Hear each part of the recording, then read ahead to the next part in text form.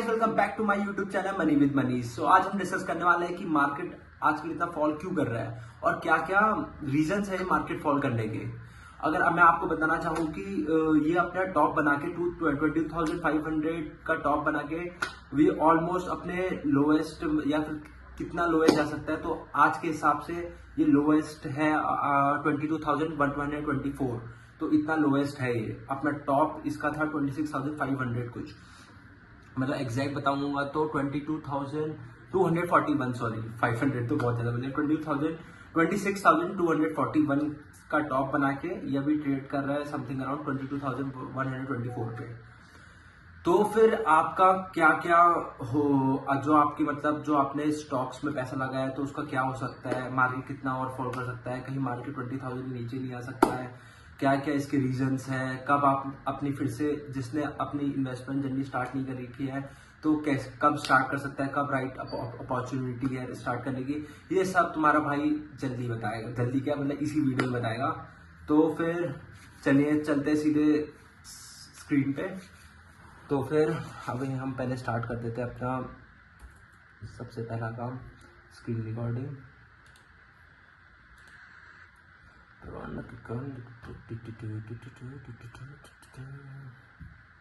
हाँ, तो जैसे कि मैंने पहले से यहाँ पर निफ्टी 50 का चार्ट खोल रखा है। अगर आपको अपनी इन्वेस्टमेंट जर्नी स्टार्ट करनी है तो धन ऐप आप अपना अकाउंट धन ऐप में खोल सकते हैं। लिंक डिस्क्रिप्शन में, बहुत अच्छा और यूजर फ्रेंडली इंटरफेस है, तो आपको मजा आएगा इसमें सब कुछ देखने के लिए। तो फिर अब मैं बताऊँ तो ये अपना टॉप बना के ऑलमोस्ट मैं जो बोल रहा था 22,200 का लेवल, 35 का लेवल, ऑलमोस्ट 60% ये नीचे आ चुका है और 4,146 के लेवल पे अभी। तो फिर तो आपका क्या प्लान होगा, क्या प्लान हो सकता है और कब आप स्टार्ट कर सकते हो। अभी जिसकी पोर्टफोलियो है तो अब उनने इतना इतना ये सब लोअर तो झेल ही सका है, मतलब कि लोअर इन द सेंस कि इतना डाउनफॉल तो उनने झेल ही चुका है अपने पोर्टफोलियो का। इतना ये देखो, ये इतना पुल बैक तो उनने झेल ही चुका है। अब थोड़ा और ही झेल लो, क्योंकि अगर आप यहाँ से निकालोगे फिर क्या पता मार्केट टच करके, मतलब आप इतने लॉस में तो हो, ठीक है। आपका ऑलमोस्ट आपकी कैपिटल की 30% तो उड़ ही गया होगा इसमें 30 तो नहीं 20% भी तो उड़ ही गया होगा जो आपने कैपिटल लगाया था उसका, ठीक है। तो अब इतना गिर गया है तो क्यों ना आप इसके बॉटम तक और थोड़ा वेट कर लो। कितना हो जाएगा ये, 30 का 40 हो जाएगा। पर वो रिग्रेट तो नहीं होगा कि यहाँ थोड़ा 10% और रुक जाना था, फिर यहाँ से पुल बैक आके क्या पता है फिर से अपने हाई को एक और हाई बनाए। तो जिसके पास अभी पोर्टफोलियो ने होल्ड कर रखा है अभी तक इतना डाउनफॉल के होने तक, तो वो इस सपोर्ट एरिया तक रुक जाओ 21,700 के लेवल तक। तो इतना वेट कर लो क्योंकि यहाँ पर एक हैवी सपोर्ट एरिया है, ठीक है, ये सारा। तो आप एक 21,700 के लेवल को और 21,000 को, तो समथिंग अराउंड इसके यहाँ तक रुकी जाओ, क्योंकि आप इतना रुके ही हो तो थोड़ा और सही है, ठीक है। इस लेवल तक रुकी जाओ। ऊपर रेजिस्टेंस तो अभी मैं रेजिस्टेंस की बात ही नहीं करता हूँ सपोर्ट की बात कर रहा हूँ। तो ये पहला सपोर्ट है आपका 21,700 और फिर दूसरा है 21,000 के अराउंड, ठीक है, 21 या 20,000 के अराउंड, ठीक है। 20,000 के अराउंड एक सपोर्ट है 20,000। तो जो अभी तक रुका है इतना डाउनफॉल तक, तो फिर थोड़ा और ही सही रुक जाओ। और जिसको स्टार्ट करना है वो यहाँ पे इसका वेट करना, पहले एक सपोर्ट एरिया का दूसरे सपोर्ट एरिया का। तो यहाँ से अगर क्योंकि यहाँ से अगर यहाँ पर टाइम पास करता है और जो भी स्टार्ट करना है अपनी जर्नी को, तो जून में स्टार्ट करना। जून मुझे जहाँ से मेरे अंदर से फीलिंग आ रही है कि जून से अच्छा मार्केट बाउंस बैक करेगा। तो ये 20,000 या 21,700 के लेवल में अगर ये ज़्यादा ये करे टाइम पास का, यहाँ पर मतलब time pass in the sense यहाँ पर ही कैंडल बनाते रहे ऐसे ऐसे ऐसे ऐसे, मतलब इन द सेंस कि यहाँ पर ही ना, कि यहाँ पर ही ऐसे कैंडल बनाते रहे up side up side up side down side ऐसे करके ना, फिर यहाँ से बाउंस बैक करे, तब आपने लेना है। और जब EMA का डायरेक्शन ऐसे हो, ऐसे जब ईएमए के ऊपर कैंडल हो, जैसे मतलब मान लो ऐसा ईएमए है, ये जैसा अभी है, और इसके ऊपर एक अच्छा 1 वीक का कैंडल या 1 डे का कैंडल अच्छा सा बिग बार कैंडल क्लोज करें, तब आप थोड़ा बहुत रिस्क ले सकते हो, जो भी नए ट्रेडर है। और जो नए ट्रेडर है वो मैं तो खैर मानता ही हूँ कि जून से स्टार्ट करना, जून से पहले स्टार्ट करना ही मत। अगर हाँ जून से पहले अगर आपको कोई अच्छी अपॉर्चुनिटी दिखे तो आपकी इच्छा, आप ट्रेड कर सकते हो, पर मेरे हिसाब से आपको जून में ही ट्रेड करना चाहिए, जून में ही अपना पोर्टफोलियो बनाना चाहिए, ट्रेड करना चाहिए, ठीक है। जो नए आना चाहते हैं मार्केट में। ये तो मैंने बता दिया कि कहाँ से क्या क्या है। हाँ लेवल्स बता देता हूँ, फिर आप बोलोगे लेवल्स तो बताया नहीं। लेवल्स एक पहला निकल के आएगा ये जो मैंने अभी बताया था, एक फिर दूसरा ये, एक तो दूसरा ये, ठीक है। ये सपोर्ट एरिया है, ठीक है। Support 1, support 2। सपोर्ट 1 है 21,700 का लेवल, फिर दूसरा 21,000 का लेवल, ठीक है। ये दोनों सपोर्ट हो गए, ठीक है। ये इस सपोर्ट को तोड़ पाना आसान नहीं होगा, इस पर बहुत अच्छा बड़े इंस्टीट्यूशन का पैसा ज़रूरी होना है, क्योंकि बहुत देखो जैसे इस यहाँ पर टाइम पास करा, वैसे यहाँ पर कहीं टाइम पास करना चाहिए, ऐसे ही सेम टाइम पास, ठीक है। टाइम पास मतलब ऐसी यहाँ पर साइडवेज टाइप, मतलब यहाँ पर इसको थोड़ा कैंडल को थोड़ा होल्ड करना चाहिए, मतलब प्राइस एक्शन को थोड़ा होल्ड करना चाहिए। जो time pass in the sense कि मतलब जो आपका कैंडल्स है वो यहाँ पर ही फॉर्म होनी चाहिए, इसी एरिया पे जैसे ऐसे फॉर्म होना है, ठीक है। तो मतलब इन द सेंस कि थोड़ा यहाँ पर ही टाइम पास होना, इन द सेंस कि यहाँ पर ही थोड़ी देर वेट करना चाहिए। एक स्ट्रॉन्ग बायर्स को बुलाने के लिए थोड़ा अपने सपोर्ट एरिया पे उनको थोड़ा वेट करना पड़ेगा, मतलब थोड़ा ये प्राइस एक्शन यहाँ पर बनाना पड़ेगा, समझ लो, एक बेस बनाना पड़ेगा। सेलर्स और बायर्स कब आते हैं? बायर्स कब आते हैं? जब एक सपोर्ट एरिया होता है और उसको सपोर्ट एरिया को रिस्पेक्ट करता है प्राइस एक्शन, ऐसे ऐसे ऐसे, तब यहाँ पर बायर्स क्या करते हैं, यहाँ पर अपना स्टॉप लॉस, इसके नीचे अपना स्टॉप लॉस रख के तो फिर वो ट्रेड लेते हैं, मतलब वो बाय करते हैं कुछ प्राइस को, मतलब इसको बाय करेंगे इसमें से, जैसे ऑप्शन को बाय करते हैं। तो वो जो 1 वीक और 1 डे का टाइम फ्रेम करता है वो होता है लॉन्ग टर्म, कि मतलब उनको ये छोटे मोटे इससे कोई फर्क नहीं पड़ता, वो सीधे लेते हैं लंबा। अगर सोचो जो लॉन्ग टर्म इन्वेस्टर होंगे उनने यहाँ पर बाय कर दिया होगा और वो कितना अच्छा रिटर्न कमा लिया होगा उनने, तो वो करते हैं एक अच्छी अपॉर्चुनिटी का वेट, एक अच्छा उसका अप्रॉक्स इन्हें अपनी पोर्टफोलियो का 20% इंक्रीजमेंट लेके गए होंगे, और कम से कम 4,302 का परसेंट ये कैंडल्स का कैप्चर करा है। तो आप समझ सकते हो कि उन्हें कितना ये प्रॉफिट लेके गए थे जब यहाँ पर उनने अपना बाय करा हुआ, क्योंकि बड़े इंस्टीट्यूशन ने ही बाय करा हुआ। तो ऐसा इंडिकेशन या ऐसा प्राइस एक्शन बनना चाहिए यहाँ पर, ठीक है। अगर यहाँ पर ऐसा प्राइस एक्शन नहीं बनेगा जैसा यहाँ पर बना है तो यहाँ बायर्स नहीं आएंगे, समझ लो।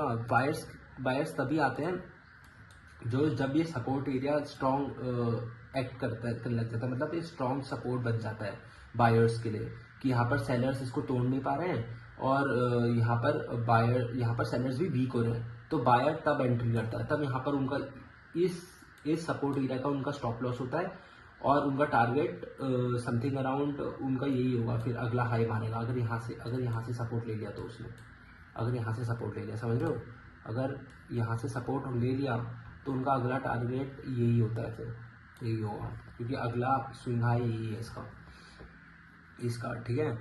तो पर यहाँ पर इन दोनों में हाँ ऐसा टाइम पास होना चाहिए, मतलब ऐसा यहाँ पर sideways type, in the sense sideways type होना, कैंडल प्राइस एक्शन को बनाना चाहिए यहाँ पर, ऐसा बेस टाइप बनाना चाहिए ताकि कोई बायर्स एंट्री कर सके।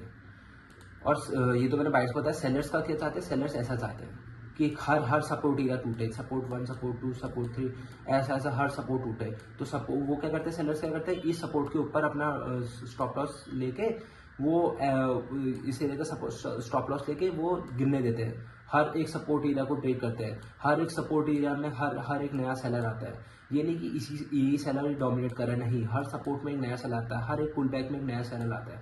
जैसे इसमें आ रहा है, जैसे इसमें बताता हूँ मैं, जैसे इसमें आ रहा है, रुको, जैसे इसमें आ रहा है, ये देखो, ये ईएमए क्या होता है, ये 9 और 15 ईएमए क्या है, डायनामिक रेजिस्टेंस सपोर्ट का काम करता है। ठीक है। ये डायनेमिक सपोर्ट, डायनेमिक मतलब जो कभी भी चेंज होता रहता है सपोर्ट और रेजिस्टेंस। और स्टैटिक क्या होता है? स्टैटिक ये होते हैं, जैसे मैंने बताया आपको, स्टैटिक क्या होते हैं? स्टैटिक होते हैं ये होता है स्टैटिक, जो हिलते नहीं है, जो मतलब चेंज नहीं होते हैं, समझ रहे हो? ये हमेशा यही सपोर्ट रहेगा, ये चेंज नहीं होगा, पर ये चेंज होता रहता है according to the price action, ठीक है। तो ये हो गया डायनामिक रेजिस्टेंस। तो ये सेलर्स कब आते हैं? जैसे कोई सपोर्ट एरिया हो गया, मान लो ये था सपोर्ट एरिया, तो इसने इसको ब्रेक करा, ठीक है, यहाँ पर ब्रेक करा। जैसे ही यहाँ पर ब्रेक हुआ है तो सेलर्स अपने इसका हाई स्टॉप लॉस रख के, यहाँ पर स्टॉप लॉस रख के ये ट्रेल करते आते हैं। फिर जैसे ही ये एक पुल बैक आया, यहाँ पर एक और नया सेलर आ जाएगा, फिर ये नीचे गिरेगा, फिर यहाँ पर एक और पुल बैक आया, यहाँ पर एक और नया सेलर, फिर इनका स्टॉप लॉस सेट हुआ होगा, ठीक है। यहाँ पर स्टॉप लॉस सेट होगा तभी प्राइस एक्शन ऊपर गया होगा, क्योंकि इसका जो स्टॉप लॉस, जो यहाँ पर सेलर एंट्री करा होगा, उसका यहाँ पर स्टॉप लॉस होगा स्विंग हाई के ऊपर, मतलब ये डे का, क्योंकि ये डे की ओपनिंग थी, 25 नवंबर की ओपनिंग थी। तो जो सेलर होगा उसका यहाँ पर स्टॉप लॉस होगा, तो नीचे गया, फिर उसको हंट होके तभी इतना अच्छा प्राइस एक्शन बना यहाँ पर, ठीक है। तो फिर क्या हुआ? फिर उसके बाद यहाँ पर फिर नया सेलर आया होगा इस एरिया पर, क्योंकि यहाँ पर पहले से एक सेलर था ही, अब यहाँ पर नए सेलर और आए, और यहाँ पर बाय वैसे ही कमजोर है, तो यहाँ पर नया सेलर और आया, फिर ये इससे फिर एक और स्टार्ट करे सेलिंग। ये देखो, फिर एक और बाउंस बैक आया, तो यहाँ पर बाउंस बैक, फिर यहाँ सेलर आए, एक सेलर यहाँ पर था, एक सेलर यहाँ, दूसरा सेलर ये, तीसरा सेलर ये, तो सारे सेलर इतना डोमिनेट हुआ सेलरों का कि देखो क्या क्या प्राइस एक्शन था यहाँ पर। फिर नीचे डाउनवर्ड, फिर ऊपर अपवर्ड, फिर इन सेलरों का जो यहाँ पर एंटर होंगे उनका एसएल गया, फिर ये ऊपर आया, फिर यहाँ पर उसके बाद फिर यहाँ नए ये वाले सेलर तो थे ही, यहाँ पर एक और नए सेलर ऐड हो गए, फिर ये पूरा प्राइस एक्शन आप देख सकते हो। और आप ये 9 और 15 EMA की स्ट्रेटेजी को देख के आप ट्रेड भी कर ट्रेल और ट्रेड को ट्रेल भी कर सकते हो, ट्रेड भी ले सकते हो। आपको क्या करना है, हमेशा जो भी ये EMA के नीचे कैंडल जैसे ऐसा आया, यहाँ पर रुपए का, यहाँ से एक स्ट्रॉन्ग रेड कैंडल आई, तो यहाँ पर आप एंट्री कर दो, इसका ऐसा कर दो, तो ऐसे ही करना है। देखो यहाँ पर आप ट्रेड लेते, इसका ऐसा लगते, ये पूरा आपको इतना अच्छा पॉइंट मिलता है। यहाँ से अप्रॉक्स कितना पॉइंट मिला आपको? अप्रॉक्स मिल गया 1600 पॉइंट मिल गए। तो ऐसे ही होता है, ठीक है, EMA का। तो मैं EMA का आपको एक दूसरी वीडियो में बनाई है, उसको बता चुका हूँ, तो आप देख लेना वो। ये तो मैंने बात कर दी सपोर्ट रेजिस्टेंस की, कहाँ पर आप नया सपोर्ट लेते हो, कहाँ आप ज्वाइन कर सकते हो, मतलब कि कहाँ से आप वापस मार्केट में आ सकते हो, और कौन से नए जो क्या बोलते हैं, जो नए रिटेलर है, जो नए वो करना चाहते हैं, अपना पोर्टफोलियो बनाना चाहते हो, कब पोर्टफोलियो बना सकते हैं। तो मैंने सब डिस्कस कर लिया। मैंने आपको सपोर्ट बताया, मैं एक और बार मार्क कर देता हूँ ताकि आप लोगों को कन्फ्यूजन ना हो। सपोर्ट 1, रेजिस्टेंस की तो अभी ज़रूरत नहीं है, ठीक है, क्योंकि मार्केट का नीचे गिर गया, तो अभी तो फिर भी चलो सपोर्ट बनाता हूँ, सपोर्ट 2, ठीक है। ये सपोर्ट को ब्रेक करना आसान नहीं होगा, ये भी मैं बता रहा हूँ कि मुझे लग रहा है यहीं से बाउंस बैक मारेगा, यहाँ पर ऐसा टाइम पास करेगा यहाँ पर ही, फिर यहाँ से बाउंस बैक मारेगा, जो मेरी गट फीलिंग आ रही है। सपोर्ट 2 सपोर्ट बता दिया, 2 रेजिस्टेंस बता देता हूँ, रेजिस्टेंस 1 और रेजिस्टेंस 2, ठीक है। ये भी के हिसाब से मोटा रेजिस्टेंस बताती है। और जो बंदे कह रहे हैं कि मार्केट क्रैश हो गया, ये हो गया, वो हो गया, ये हमेशा एक क्या होती है, प्राइस एक्शन की साइकोलॉजी होती है, मतलब प्राइस एक्शन ऐसे ही वर्क करता है। जब भी आप देखना, जब भी कोई हाई मारता है ना, जब भी कोई इंडेक्स या जब भी कुछ भी मार्केट बहुत अप ट्रेंड में होती है, हाई पे हाई लगा रहा होता है, यहाँ पर देखो हाई पे हाई, मार्केट बुल रन, जब भी बुल रन होता है एक बियर रन होता ही होता है। ऐसा कभी नहीं होगा मार्केट ऐसे जाएगी सीधे ऐसे, ऐसा कभी नहीं होता है। लाइफ में भी कभी ऐसा नहीं होता है कि तुम्हारी लाइफ पूरी अच्छी जा रही है, हमेशा लाइफ में ऐसे अप्स डाउन्स आते रहते हैं। कभी तुम्हारी लाइफ ऐसी गई कि हमेशा खुश रहो, नहीं, हमेशा लाइफ में भी अप्स एंड डाउन्स होते रहते हैं। वैसे ही इसको देखा करो, इसमें भी हमेशा अप्स एंड डाउन्स होते रहते हैं। ये प्राइस एक्शन ऊपर जाएगा, एक हाई बनाएगा, फिर अपने करेक्शन 20% या 10%, कभी 30 तो नहीं होता, 10%, 16% ऐसा करेक्शन होगा, फिर एक और नई हाई की तरफ आएगा, फिर एक और करेक्शन, फिर एक और नई हाई की तरफ, एक और करेक्शन, एक और नई हाई की तरफ। जिसको नॉलेज नहीं होती ना, वो हमेशा ऐसे ही कहता है मार्केट क्रैश हो गया, पर ऐसा कभी कुछ नहीं होता है। मार्केट अगर हमेशा हाई लगाएगा तो हमेशा एक लो लगाने आएगा ही आएगा। ये होता है, समझे आप। तो ऐसा कभी नहीं होता है, कभी आपने देखा कि मार्केट सीधे ऐसे गई, ऐसा कभी नहीं जाती, हमेशा ऐसे ऐसे मूव करती है। आप इसी में देख लो प्राइस एक्शन, हमेशा मार्केट ऐसी मूव होगी। देखो ये ऐसे नीचे up down up down up down up down up down. जिसको नॉलेज नहीं होती वो ऐसे ही कहता है, अरे मार्केट नीचे गिर गया, मार्केट ये हो गया, मार्केट वो हो गई, मार्केट क्रैश हो गई। तो ये था, ठीक है, आपको मैंने बता दिया। तो आपको कहाँ कहाँ एंट्री करनी है, क्या क्या करना है। अब मैं बताता हूँ ये कैसा क्यों हो रहा है, मतलब मार्केट इतना नीचे क्यों गिर गया है। पहला, एक रशिया और इसके क्या बोलते हैं यूक्रेन की वॉर। दूसरा, इजराइल और हमास की वॉर, इन सब से।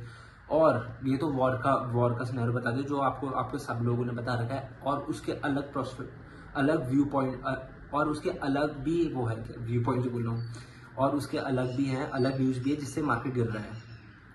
पहला न्यूज़ है, पहली तो मैंने बता दिया वॉर के उससे। फिर दूसरी कि इंडियन स्टॉक में 29 ईयर्स के बाद सब उसके 29 ईयर्स, मतलब ये पहली बार हो रहा है कि 1 ट्रिलियन वेल्थ हमारे स्टॉक मार्केट से गायब हो चुकी है। ये वर्ष सबसे खराब दिन था 30 सालों के बाद, मतलब 29 ईयर्स के बाद, मतलब एक 30 साल ही मान लो मोटा मोटा, 30 सालों के बाद ये हो रहा है कि हमारे 1 ट्रिलियन की मतलब वेल्थ हमारी उससे साफ हो गई है स्टॉक मार्केट से। पहली न्यूज़ से ये तभी देखना कि यहाँ पर ऐसा बन रखा है कैंडल, देखो 50, तभी क्योंकि 28 मार्च को न्यूज़ आई, 28 फेब को न्यूज़ आई थी ना, तभी तो ये मार्केट तक नीचे गई 28 फेब को। हर एक सेंटीमेंट मार्केट में वर्क करता है, तभी इतनी हाई कैंडल बनाई लगा। ऑलमोस्ट मान लो कि ये ऊपर खुला था, ऑलमोस्ट ये 300 पॉइंट नीचे गिर गया। पहला तो ये कि 8 ट्रिलियन वेल्थ गायब हो गई स्टॉक मार्केट से। दूसरा, रुपी हमारा सबसे फॉल हो गया है, सबसे नीचे ट्रेड कर रहा है रुपी, $1 87 रुपीज़ के मुकाबले हो गया है, ठीक है। ये फरवरी में आई थी न्यूज़ कि 87.95 हो गया है इस फैब के एंड में 87.4950, मतलब $1 87 के मुकाबले हो गया है, ठीक है। एक दूसरी न्यूज़ ये। तीसरी news, FI records high single selling इन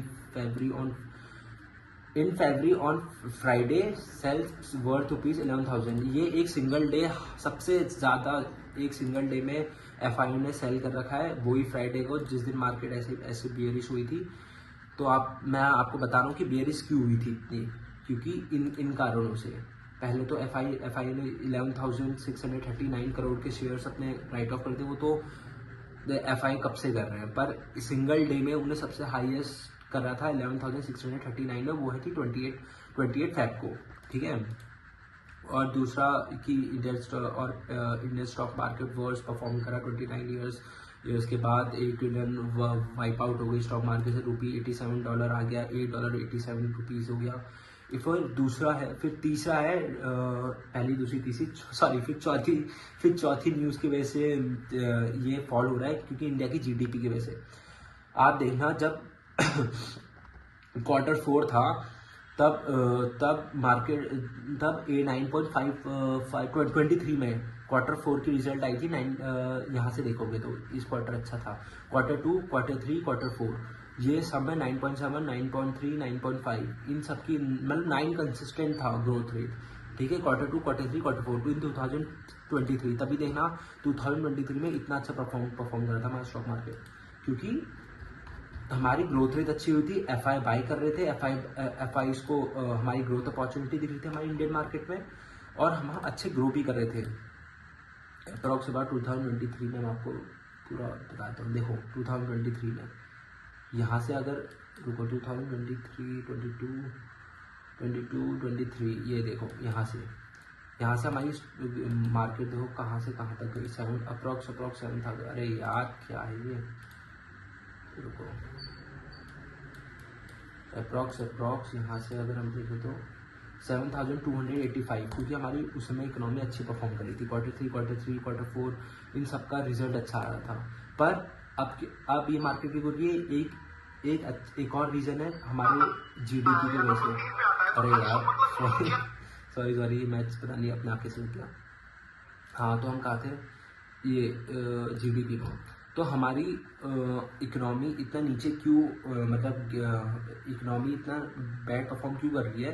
क्योंकि पहला वॉर की वजह से एक इन्फ्लेशन भी थोड़ा हाई है और दूसरा रीज़न ये क्या बोलते हैं, हमारी जीडीपी नीचे गिर रही है, हमारी इकोनॉमी इसलिए बैड परफॉर्म कर रही है, तो इकोनॉमी में इफेक्ट पड़ता है, तो स्टॉक मार्केट में भी इक्वली इफेक्ट पड़ रहा है।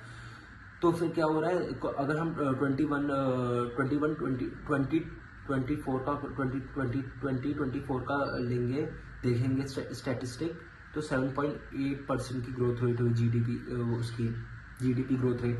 फिर जीडीपी ग्रोथ रेट Q2 की हुई 6.5, फिर Q3 की 5.6, फिर उसके बाद अब थोड़ी बहुत 6.2 है, और Q4 की 2024 और क्वार्टर जो 1 आएगा अभी 2025 का, उसमें स्लाइटली इंक्रीज हो गया हमारी जीडीपी, क्योंकि एक कुंभ की वजह से और कुछ अदर फैक्टर्स ऑल्सो। तो समथिंग अराउंड 6.8 6.75 ऐसी कुछ की समथिंग अराउंड Q1 2025 का होगा, तो स्लाइटली सही होगा। अब यहाँ से हमारा जीडीपी ही बढ़ना चाहिए, ठीक है, जीडीपी ग्रोथ रेट, तब थोड़ा इकोनॉमी में एफआईज बाय करेंगे, तब एफआईज इंटरेस्टिंग होंगे हमारी इकोनॉमी में वापस पैसे डालने की, क्योंकि उनको ग्रोथ अपॉर्चुनिटी दिखी। अब एक मान लो आपको बिजनेस में ग्रोथ अपॉर्चुनिटी दिख रही है, तो आप वहीं तो पैसा लगाओगे, ये थोड़ी का कि जिस इकोनॉमी की जीडीपी डिक्लाइन हो रही है उसमें पैसा लगाओगे। तो वही एफआईज भी ऐसे ही करते हैं, जिसकी जीडीपी एनुअली ग्रो हो रही है उसी पे पैसे लगाते हैं, जो उनको इकोनॉमी दिख रही है कि ये अच्छा परफॉर्म कर सकती है उन्हीं पे पैसे लगाएंगे। जब उनको दिख रहा है अगर इकोनॉमी परफॉर्म नहीं करी तो एफआईज सेल कर देते अपने स्टॉक, ये सब। तो इसीलिए मेजर वॉर के हट के जो न्यूज़ आई थी वो ये सब मैंने आपको कवर कर दिया। और एक और निखिल कामत ने अपना ट्विटर पे ट्वीट किया था कि ऑलमोस्ट जो डीमेट अकाउंट है ना, वो 30% ड्रॉप एक्टिवली है उनके जीरोधा में, पहली बार उन्हें फेस करा अपने 15 ईयर्स के करियर में, कि उनके 30% ड्रॉप हो गए उनके यूजर्स, कि किसी ने SIP बंद कर दी, कोई अपना इतने लॉस हो गए उन्हें डीमेट अकाउंट ही बंद कर दिया, उनको इतना लॉस हो गया कि उनने अकाउंट ही डीएक्टिवेट मार दिया।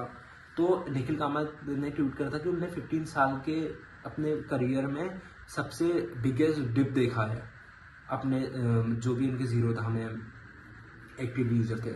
और वो ये भी बोल रहे हैं कि जो गवर्नमेंट है वो 40,000 का जो 40,000 फ्रॉम ST 25-26 जो कलेक्ट कर रहे हैं, पर वो उनका एटलीस्ट 50% ड्रॉप हो सकता है अगले फाइनेंशियल ईयर में, जो अगर इस हिसाब से अगर पैटर्न बनता रहा, इस हिसाब से अगर ड्रॉप डाउन होता है। देखो 42% ये निखिल कामत ने शेयर कर रखा है अपने उसमें, ये जो उनके डेली टर्नआउट रेशियो तो INR जो NSE का उन्होंने सेट कर रखा है, ये डिक्लाइन होते रह रहे हैं।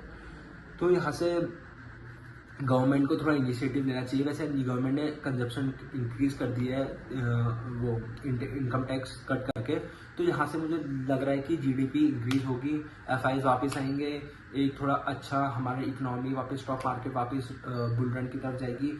पर ये सब होगा जून या जून के समथिंग अराउंड, कि एक इकोनॉमी एक टर्न अराउंड देंगी और एक अच्छा पैटर्न बनेगा, अच्छा बुल रन बनेगा। तो मैंने आपको सारे रीज़न कवर कर दिए कि ऐसा क्यों हो रहा है, ये क्यों गिर रहा है स्टॉक मार्केट, और आप कब स्टार्ट कर सकते हो। और वॉर के हट के रीज़न दे दिए कि रुपीज़ गिर रहा है, और क्या बोलते हैं एफआईज अपने सेल कर रहे हैं स्टॉक्स, और एफआई ने 28 फेब को सबसे ज़्यादा अपनी सेलिंग करी थी 13,000 कुछ की। और इंडियन स्टॉक मार्केट में पहली बार हो रहा है 29 ईयर्स में कि 8 ट्रिलियन वाइप आउट हो गए स्टॉक मार्केट से, और जीडीपी एनुअल ग्रोथ रेट भी गिर रही है। तो ये सब वॉर के हटके ये सब रीज़न थे। अब होपफुली कि जून तक ये सब सही हो जाए और वापस बुल रन हो स्टॉक मार्केट में। तो फिर आप जून में देखना कि यहाँ पर कि जो मैंने आपको सपोर्ट एरिया मार्क करे थे, आप वीडियो वापस या फिर मैं फिर से मार्क कर देता हूँ आप लोगों के लिए, कि आप देखना कि यहाँ पर समथिंग अराउंड कि यहाँ और यहाँ पर ये ऐसा टाइम पास करे कुछ, यहाँ पर ऐसे टाइम पास करके फिर एक अच्छा सा बुल रन की तरफ जाए, ऐसे EMA के ऊपर हो और अच्छा कैंडल बने, ग्रीन कलर की एक बुलिश कैंडल बने, तो होपफुली सब कुछ सही होगा। और जून तक आपको फिर से आप स्टार्ट कर सकते हो अपना ये जो भी अपने ट्रेडिंग जर्नी या फिर अपना पोर्टफोलियो जर्नी जो भी आपको स्टार्ट करनी थी। तो तो ये सब था. So thank you guys for watching this video. So please hit the like button. Also subscribe my YouTube channel. So thank you guys.